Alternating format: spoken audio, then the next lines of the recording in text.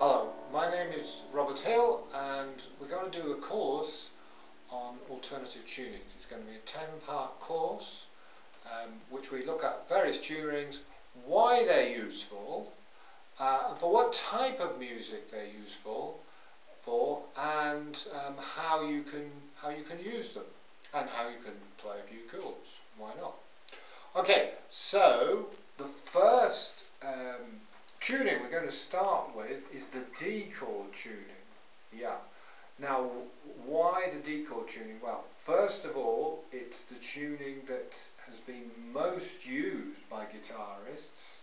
It's the most useful for the acoustic guitar, and it's the easiest.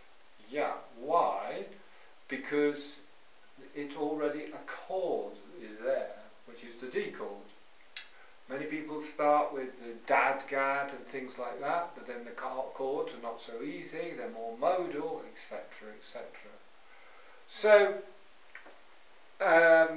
yeah, well, the other thing is as well is in this D chord tuning, the root note, which is D, is up on the top here, which is useful. Some of the tunings, the root note is not necessarily on the 6th string, such as the G chord one, where they use the second inversion on the 6th string.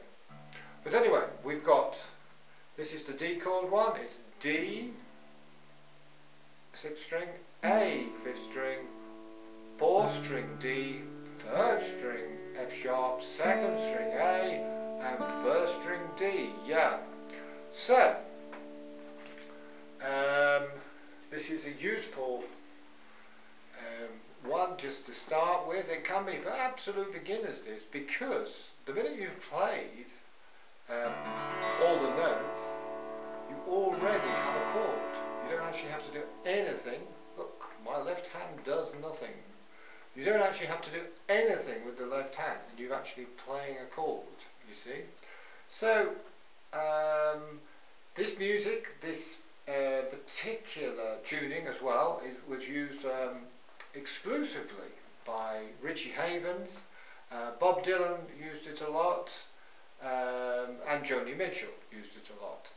I mean, they were the real D chord tuning people, but especially Richie Havens, he only used this D chord tuning. Yeah. So, anyway, here we have a chord already ready-made for us. So if you're a complete beginner, you can just tune up, and then you can start to strum away. How you can strum away by going first of all for the 6th string, or going for some of the lower strings. All of them are fine.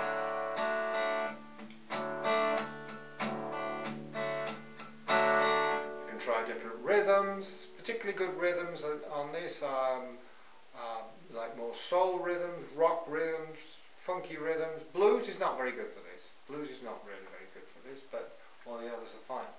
So we've got, so that's your D chord. So, and these tunings, in comparison to normal tunings, you'll begin to notice what they've got is they've got a lot of ring to them. They ring beautifully, see, through them. Yeah? Again, without playing anything with the left hand. So we've got the D chord open, and now to make the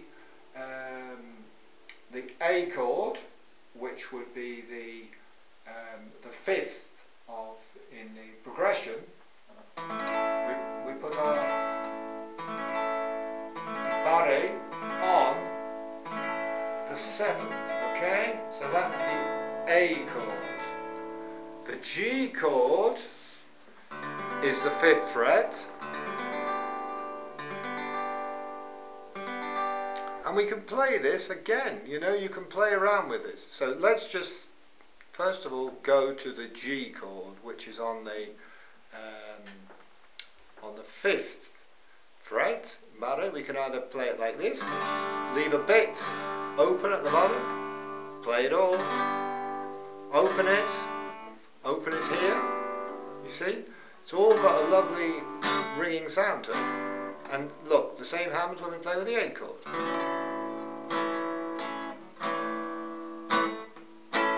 So, we've got D, G, A. Now, with this we can just make a very easy like rock rhythm with the D, G, A. Don't forget the G is on the 5th fret and the A is on the 7th fret. The 4th and the 5th chord of the progression. So,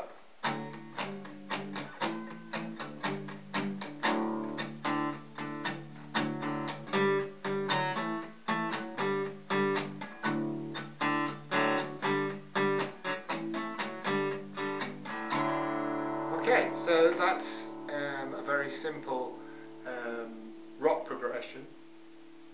And if you want to make something a little bit looser, not quite, more sort of folky sounding, just take the couple of strings off. This could be what you might call a bit of a Joni Mitchell touch to it.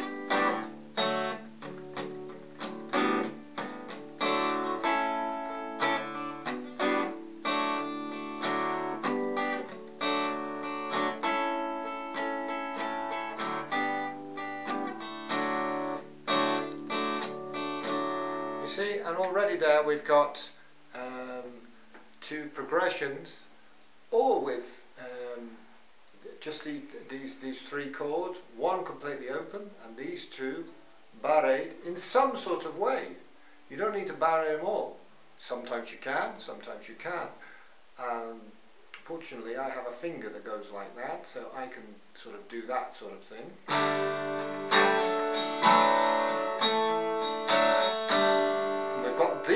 These ones at the bottom ringing, and these ones also. But you can do it with your finger like that as well.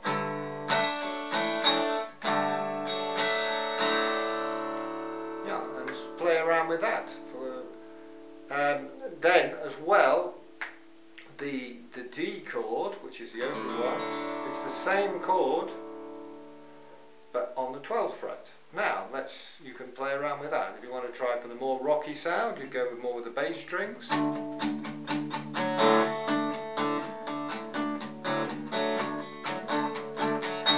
And again, the same with a few more open strings here for the more Joni Mitchell sound.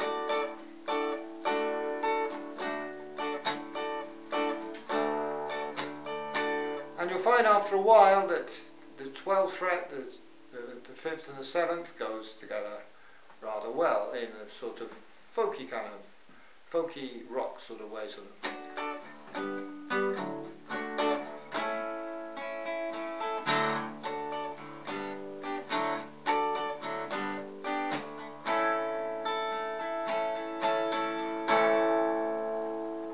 So, for this first lesson I suggest you just play around with those chords and enjoy them. Let them ring.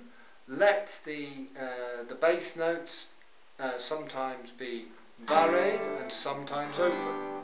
And that's the way to get going on this. You can then try playing a few basic songs such as Oobla Dee Oobla Da and things like this can be used on this. But for the first lesson, this is what I would go with. Okay, see you for the second lesson when we'll be introducing another tune.